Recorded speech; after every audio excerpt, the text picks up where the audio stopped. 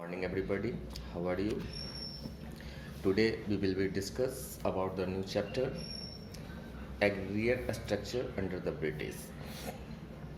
First of all, we will read about the revenue system. So dear student, let us start. In order to maintain the expense of both the administrative body and the army, it was necessary for the British to increase their the financial resources. यहाँ कहा जा रहा है कि अंग्रेज़ों के लिए ये बहुत ज़्यादा ज़रूरी हो गया था कि अपने प्रशासनिक जो अंग थे और आर्मी, इन दोनों को मेंटेन करने के लिए पैसे की आवश्यकता थी। और इस पैसे कहाँ से आए, ये पैसे कहाँ से आए, इस पे ब्रिटिश जो है वो सोचना शुरू किए। और उनके पास एक ही उपाय बचा कि किसी प्रकार से जितने भी फाइनेंशियल रिसोर्स है उसमें मैं इंक्रीज करूं। This was to done by maximising the trade और buying raw material from India at the cheaper rate and the selling manufacture product of England at the higher price.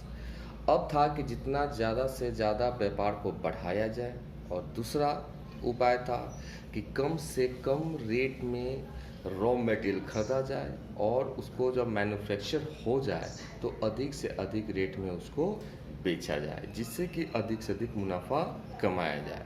Third क्या था? Collection of the land revenue from the provincial governor. इसके अलावा जो भी क्षेत्रीय सरकार थी उसे ज़्यादा से ज़्यादा लैंड रेवेन्यू कलेक्ट करना। Apart from the trade, the British now focus their attention on the different source of the revenue. इसके अलावा ब्रिटिश गवर्नमेंट नए नए आर्थिक स्रोतों के बारे में वो सोचने लगे कि और किन किन स्रोतों से पैसे की उगाही की जा सकती है, जिससे कि एडमिनिस्ट्रेटिव सर्विस को और आर्मी सर्विस को मेंटेन किया जा सके। The company as the Diwan. In 1765, during the governorship of the Lord Clive, the Mughal Emperor Shah Alam II granted the Diwani of Bengal. कहा जा रहा है कि 1765 के दौरान लॉर्ड क्लाइव के गवर्नरशिप में जो मुगल वंश के शासक थे शाह आलम द्वितीय ने बंगाल का दीवानी का मतलब होता है टैक्स कलेक्शन करने की जिम्मेवारी, टैक्स कलेक्शन करने की जिम्मेवारी अंग्रेज़ों को वो दे देती है।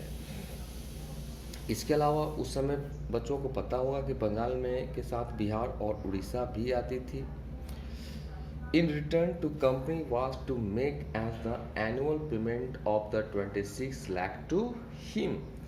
जब शाह आलम द्वितीय ने बंगाल बिहार उड़ीसा के दीवाने ईस्ट इंडिया कंपनी को दे दी, इसके बदले ईस्ट इंडिया कंपनी ने उन्हें 26 लाख का सालाना पेंशन दे दिया।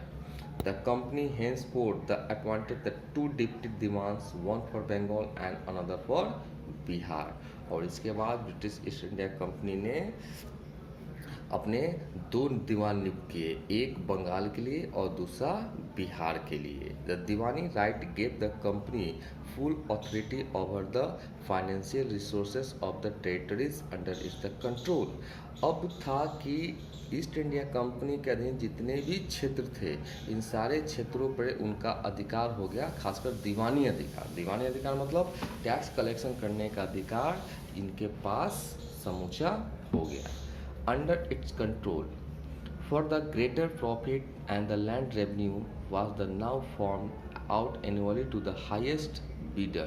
अब क्या था कि उन्होंने लैंड जो रेवेन्यू को कलेक्ट करने के लिए उन्होंने एक युक्ति निकाली कि जो सबसे ज़्यादा बोली लगाएगा एक साल में लैंड रेवेन्यू को देने वाले, उसी को भूमि की दीवानी सौंप दी जाएगी।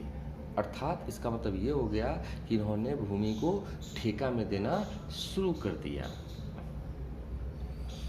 The ill effect of this system soon came the forward. लेकिन इसका काफ़ी बुरा प्रभाव शीघ्र ही देखने को मिला भी। As the tax collector was only interested to the collection of the more and more revenue, he hardly paid attention to improve the quality of his land. लेकिन इसका जो गलत प्रभाव देखने को यह मिला कि जो भी बोली लगाकर टैक्स कलेक्शन की जिम्मेवारी लेता था, उसका बस एक ही और एक ही उद्देश्य होता था, ज़्यादा से ज़्यादा टैक्स कलेक्शन करना। भूमि कैसी है, किस प्रकार की भूमि है, उपज वाली भूमि है या नहीं है, उससे उनको कोई मतलब नहीं था। केवल और केवल ज़्यादा से ज़्यादा टैक्स कलेक्शन करे जिससे उन्हें फ़ायदा हो। The poor peasant were exploited. अब नतीजा क्या था, जो गरीब किसान होंगे उनका शोषण होगा ही होगा। The harshness of the revenue collection force the cultivator to either run away for the jungles और become the robber.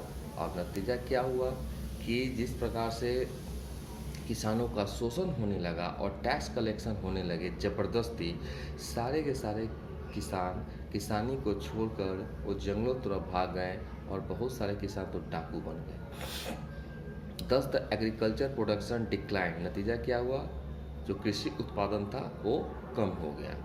Simultaneously trade and the commerce also suffered to set back in Bengal. और हम इस प्रकार से देखते हैं कि खेती किसानी के साथ साथ व्यापार भी जो था बंगाल में वह संघर्ष कर रहा था। The Indian goods were the bought at the very low rates from the workers and sold back in Europe at much higher. दूसरी तरफ ईस्ट इंडिया कंपनी क्या कर रहा था, भारतीय सामान को यहाँ के व्यापारियों से किसानों से काफ़ी सस्ता खरीद रहा था और यूरोप में उसे काफ़ी हायर रेट पे उसे बेच रहा था। The weaver of silk and the artisan were the compelled to work under the harsh condition. दूसरी तरफ हम देखते हैं जितने भी बुनकर थे जो सिल्क कपड़े को बुनते थे, आर्टिसियन थे, उनसे काफ़ी ज़्यादा से ज़्यादा हार्ड वर्क लिया जाता था और कम से कम बेच दिया जाता था और उनके उत्पादन को काफ़ी ऊंचे दाम पर भी बेचा जाता था। दस the skill of the worker got resumed. धीरे धीरे क्या हो गया, जब इनका भी शोषण शुरू हो गया तो ये भी जो स्किल वीवर थे धीरे धीरे अपने पेशा को छोड़ना शुरू कर दिए। The famine of Bengal in 1770 clearly highlighted of the plight of the people when about the 1/3 of the population died। और जब बंगाल में 1770 में जब ज़बरदस्त रूप से अकाल पड़ी तो रही सही कसर जो थी वो देखते हैं कि जनता की और ही बर्बाद हो गई और कहा जाता है कि लगभग 1/3 जनसंख्या जो थी इस अकाल से मर चुकी थी। So I hope students you will be understand the today topic, the company as a divan and the revenue system. If you have to face any issue and problem, you may ask question right now. Thank you, have a nice day.